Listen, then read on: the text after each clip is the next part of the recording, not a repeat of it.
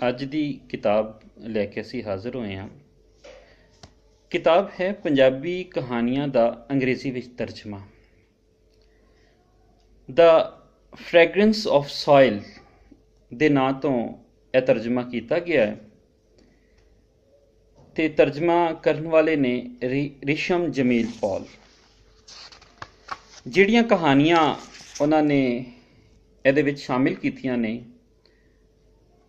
ਅਫਜ਼ਲ ਤੋਸੀਫ ਦੀ daughter of other Adam, Ali Anwar Ahmad ਦੀ it's easy to talk, Farkhanda Lodhi ਦੀ ਦ ਟਿਊਸ਼ਨ।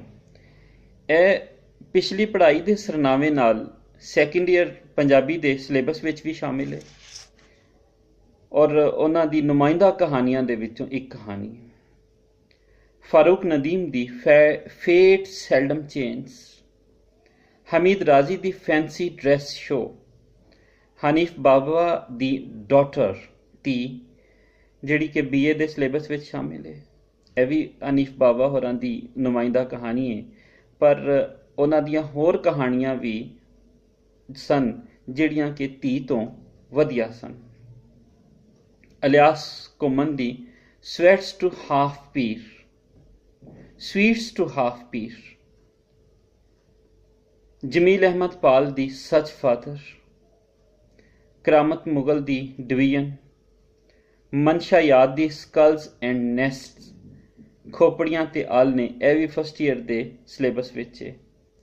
ਤਾਲੀਮੇ ਬਾਲਗਾ ਦੇ ਸਿਲਸਿਲੇ ਵਿੱਚ ਮਕਸੂਦ ਸਾਕਬ ਦੀ and Pakistan came into existence, Mir Tanha Yusufi ਦੀ ਕਹਾਣੀ ਹੈ the valid hint, Nawaz the shadow of heart, Parveen Malik ਦੀ ਕਹਾਣੀ ਹੈ path of 12 years, Rishm Jamil Pal ਦੀ ਕਹਾਣੀ ਹੈ stone of my straight path, Zubair Ahmad ਦੀ ਕਹਾਣੀ ਹੈ ਸਵੈਟਰ।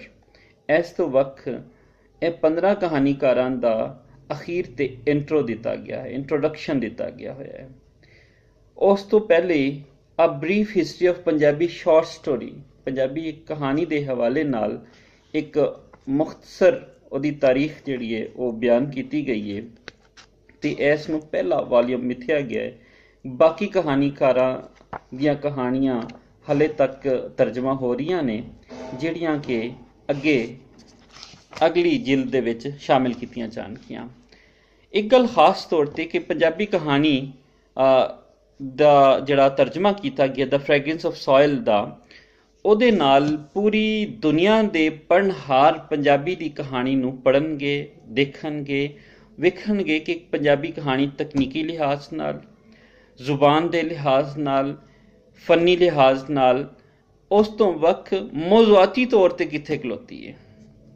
ਇਸ ਲਈ ਇਹ ਕਹਾਣੀ ਪਰਾਗਾ ਜਿਹੜਾ ਉਹਨਾਂ ਨੇ ਚੋਣ ਕੀਤਾ ਹੈ ਤੇ ਉਹਨੂੰ ਇੰਟਰਨੈਸ਼ਨਲ ਲੈਂਗੁਏਜ ਵਿੱਚ ਉਹਦਾ ਤਰਜਮਾ ਕੀਤਾ, ਇਹ ਆਉਣ ਵਾਲੀਆਂ ਨਸਲਾਂ ਵਾਸਤੇ ਤੇ ਪੂਰੇ ਦੁਨੀਆ ਦੇ ਵਿੱਚ ਅਫਸਾਨੇ ਨੂੰ, ਕਹਾਣੀ ਨੂੰ ਪੜ੍ਹਨ ਵਾਲਿਆਂ ਵਾਸਤੇ ਬੜਾ ਸੋਹਣਾ ਇਜ਼ਾਫਾ ਹੈ। ਉਹਦਾ ਟਾਈਟਲ ਕੁਛ ਅਸੀਂ ਵੇਖਨੇ ਹਾਂ, ਦ ਫ੍ਰੈਗਰੈਂਸ ਆਫ ਸੋਇਲ। ਇਸ ਕਿਤਾਬ ਨੂੰ ਬੁੱਕ ਹੋਮ ਪਬਲਿਸ਼ਿੰਗ ਇਦਾਰੇ ਵੱਲੋਂ ਛਾਪਿਆ ਗਿਆ, ਜਿਹੜਾ ਕਿ ਬਹੁਤ ਮੰਨਿਆ ਪ੍ਰਮੰਨਿਆ ਇਦਾਰਾ ਹੈ। ਪਾਕਿਸਤਾਨ ਦੇ ਹਰ ਜ਼ਿਲ੍ਹੇ, ਹਰ ਸ਼ਹਿਰ ਦੇ ਵਿੱਚ ਉਹਨੂੰ ਜਾਣਿਆ ਜਾਂਦਾ ਹੈ। ਮੁੱਲ ਹੈ ਇਸ ਦਾ 300 ਰੁਪਏ ਤੇ ਕੁੱਲ ਸਫ਼ੇ ਨੇ 96।